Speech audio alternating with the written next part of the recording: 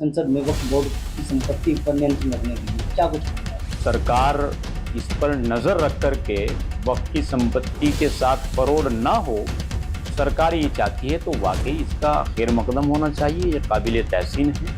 यकीनन सबसे ज्यादा अगर किसी महकमे के साथ फरौड हुआ है वो वक्फ के साथ हुआ है। पूर्वों की सरकारों में ये हो जाना चाहिए था। कुछ राजनीतिक दल हैं जो क्यों कहें कि विपक्षी दल हैं जो इस बिल का विरोध कर रहे हैं। तो वो लोग नहीं चाहते कि मुसलमान तरक्की करे, मुसलमान मंजिल मकसूद तक पहुंचे। वो लोग चाहते हैं कि मुसलमान रोज़ा इफ्तारी में, मुसलमान इफ्तार पार्टी में और मुसलमान कब्रिस्तान की बाउंड्री में, इन्हीं सब बातों में, सब चीज़ों में उलझ कर रहे, इन्हीं सब चीज़ों तक महदूद रहे। मुस्लिम धर्मगुरु भी विरोध कर रहे हैं। यकीनन जो नाकाबिले बर्दाश्त है। लेकिन यहाँ अगर आप अच्छी चीज़ों का भी विरोध कर रहे हैं तो समझ लीजिए आप तनज़्ज़ुली की तरफ हैं, आप तनज़्ज़ुली के रास्ते पर हैं। आप नहीं चाहते मुसलमानों की तरक्की हो।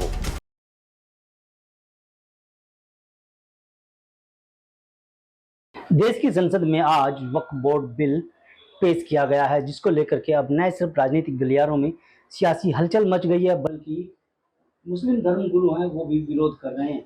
इस पर बातचीत करने के लिए हमारे साथ काली विराट इमाल साहब हैं, धर्मगुरु हैं। इनसे बात कर लेते हैं कि क्या कुछ इनका रुख है इस बिल को लेकर के। आज कारी साहब, स्वागत है आपका न्यूज़ 14 टुडे में।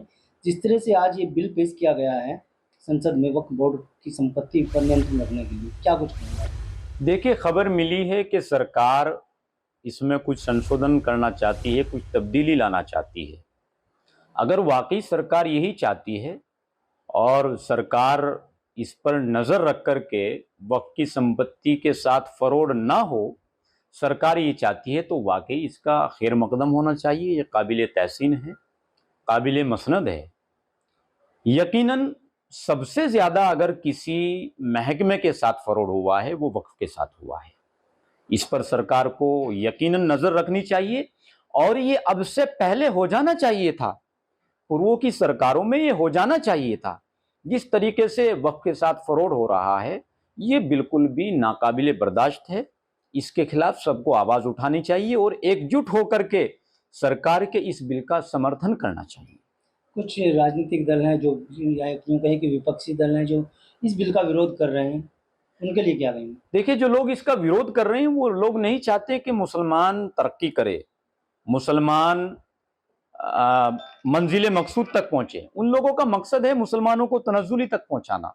वो लोग चाहते हैं कि मुसलमान रोज़ा इफ्तारी में, मुसलमान इफ्तार पार्टी में और मुसलमान कब्रिस्तान की बाउंड्री में, इन्हीं सब बातों में, सब चीज़ों में उलझ कर रहे, इन्हीं सब चीज़ों तक महदूद रहे। वो लोग नहीं चाहते कि मुसलमानों की तरक्की हो। वो लोग नहीं चाहते कि मुसलमानों की किसी संपत्ति के साथ फरौड ना हो। वो लोग चाहते हैं कि ऐसा हो। इसलिए चाहते हैं कि कांग्रेस में और सपा में जितने नेता हैं और जितने लोग वक्फ की संपत्ति के साथ फरौड करने वाले हैं वो समाजवादी के, कांग्रेस के, बसपा के, इन्हीं लोगों के तो नेता हैं, इन्हीं पार्टियों के तो नेता हैं। अब जब ये लोग अपनी पार्टी के नेताओं के पास जाते हैं फिर ये कह देते कि जाओ आप फला खानका के मुतवल्ली बन जाइए, जाइए आप फला मदरसे के मोहतमिम बन जाइए। तो ये लोग विरोध नहीं करेंगे तो और क्या करेंगे? वक्फ बोर्ड के को लेकर के जो बिल पेश होने जा रहा है, उससे वक्फ बोर्ड की संपत्ति को कितना फ़ायदा हो पाएगा और मुसलमानों को क्या लाभ होगा? बहुत सारा लाभ मुसलमानों को ये होगा। वक्फ की संपत्ति के साथ फरौड नहीं होगा और उसमें जिस जिले में वक्फ की जो संपत्ति रहेगी वहाँ के स्थानीय अधिकारियों की, जिस तरीके से जिला अधिकारी महोदय होते हैं, जिला अधिकारी का उसमें हस्तक्षेप होगा, उनकी निगरानी में सारी संपत्ति रहेगी। तो मुमकिन है कि वक्फ की किसी संपत्ति के साथ फरौड होना फिर बहुत ही मुहाल है। मुस्लिम धर्मगुरु भी विरोध कर रहे हैं। बिल्कुल, देखिए, हमारे मुस्लिम समाज से और मुस्लिम धर्म गुरु से खासतौर से मैं अपील गुजारिश करना चाहता हूं कि मेहरबानी करके खुदारा सिर्फ उन चीजों का विरोध करें, उन चीजों की मजम्मत करें यकीनन जो नाकाबिले बर्दाश्त है। आपने नूपुर शर्मा का विरोध किया, बहुत अच्छी बात है। अल्लाह के नबी सल्लल्लाहु अलैहि वसल्लम की शान में गुस्ताखी की, ठीक है, अच्छी बात। किसी धर्म किसी के महापुरुष की शान में गुस्ताखी हो, नाकाबिले कबूल है।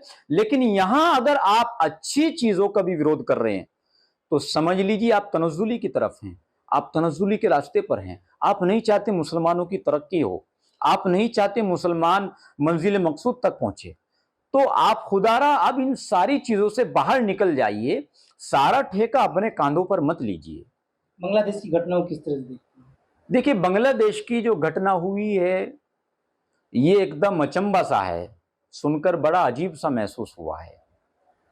लेकिन क्या करें, जनता से बड़ी कोई चीज नहीं होती। जनता ने वहां की सरकार का तख्ता पलट कर दिया। लेकिन यहां एक मैसेज मुझे याद आ रहा है।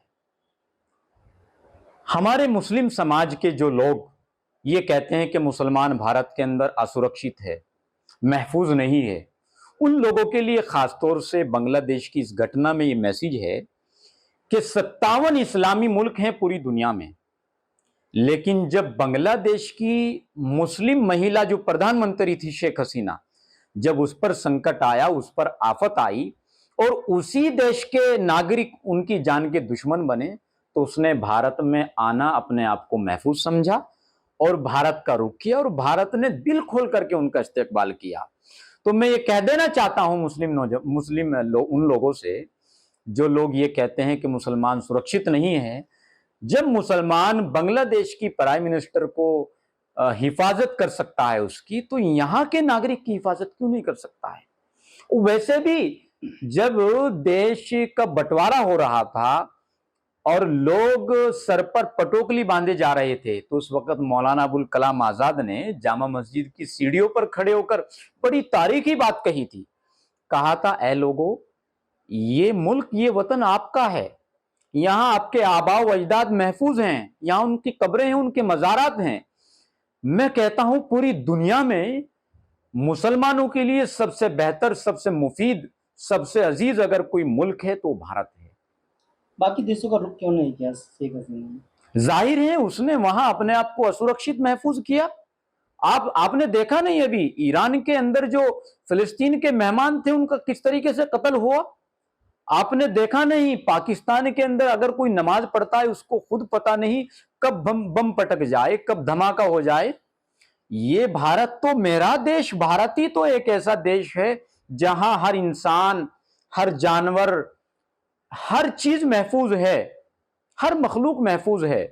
बहुत बहुत धन्यवाद कारी साहब। ये थे हमारे साथ कारी अबरार जमाल साहब, जिन्होंने न्यूज़ 14 टुडे से बातचीत में साफ कर दिया है कि जो वक्फ बोर्ड की संपत्ति है उस पर नियंत्रण करने के लिए जो बिल पेश किया जा रहा है वो कहीं ना कहीं मुसलमानों के भी हक में है। वक्फ बोर्ड की संपत्ति को सुरक्षित रखने के लिए एक बड़ा फैसला लिया गया है। इसका न तो किसी मुस्लिम धर्म गुरु को विरोध करना चाहिए और न ही विपक्षी दलों को विरोध करना चाहिए। इनका ये भी कहना है कि जो मुस्लिम समुदाय हैं तो उन लोगों को इसको स्वीकार कर लेना चाहिए। जो राजनीति इस बिल को लेकर की जा रही है वो लोग नहीं चाहते कि मुसलमान आगे बढ़े। वीडियो के बारे में आपकी क्या राय है कमेंट में। अगर आप ये खबर फेसबुक पर देख रहे हैं तो वीडियो को लाइक करके पेज को फॉलो करें। इसके अलावा अगर आप इस खबर से यूट्यूब के जरिए जुड़े हैं तो चैनल को सब्सक्राइब करके बेल आइकन दबाना बिल्कुल ना भूलें। नमस्कार।